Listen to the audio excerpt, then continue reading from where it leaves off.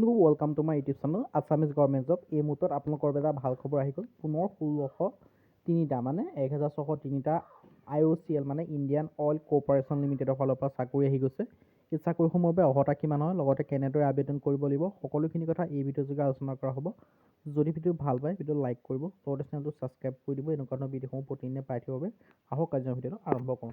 আপোনালোকৰ ভেকেঞ্চিসমূহ কৈ দিছোঁ। ইণ্ডিয়ান অইল কৰ্প'ৰেশ্যন লিমিটেড, ইয়াৰ কাৰণে আপোনালোকৰ 5/1/2024 লাষ্ট ডেট হয়।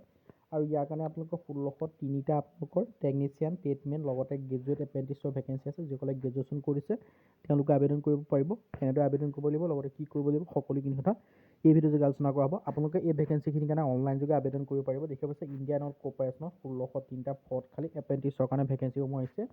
ইয়াৰ কাৰণে 2024 বৰ্ষ হয় 1603টা ভেকেঞ্চি আছে।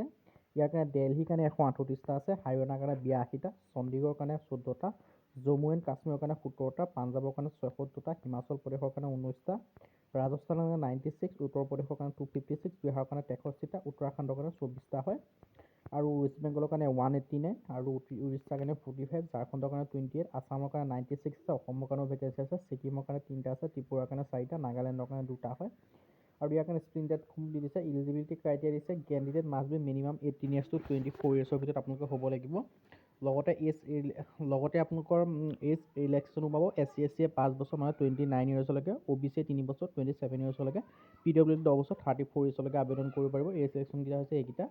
এনেকৈ চাই ল'ব। মিনিমাম 39 yearsলৈকে আপোনালোকে আবেদন কৰিব পাৰিব। এডুকেশ্যন কোৱালিফিকেশ্যন বেছিছে মেট্ৰিক উইথ, আপোনালোকে মেট্ৰিক পাছ কৰিব লাগিব। লগতে আপোনালোকে ITI কৰা হ'ব লাগিব। 2 বছৰ যিসকলে ITI কৰি থৈছে কোনোবা এটা ফিল্ডত তেওঁলোকে আবেদন কৰিব পাৰিব। মেট্ৰিকৰ লগত 2 বছৰ ITI কৰি যদি আপোনালোকৰ আছে, তেতিয়া এই ভেকেঞ্চিকেইটাৰ কাৰণে আপোনালোকে আবেদন কৰিব পাৰিব।